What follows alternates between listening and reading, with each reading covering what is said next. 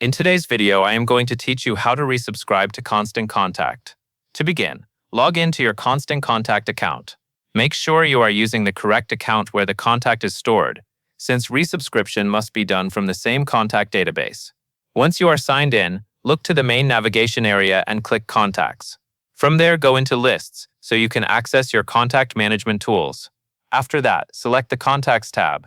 This is the area where you can view individual people in your account and manage their subscription status. Since you are looking for someone who previously opted out, the next step is to narrow the list so you can find that record more easily. Use the filter options and set the status to unsubscribed.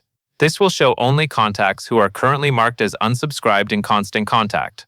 Filtering first helps avoid confusion, especially if you have a large list or if the contact has a common name. Now search for the specific contact you want to update. Enter the contact's identifying information in the search bar and wait for the matching result to appear. When you find the right person, click the contact's name to open the full contact details page. This is where you can review the record and make changes to their subscription status. Inside the contact details, locate the resubscribe button and click it. Constant Contact will then ask you to confirm that you have permission to add this person back to your active list. This confirmation is important because resubscribing someone should only be done when they have clearly given consent to receive your emails again. Check the box to confirm that you have permission.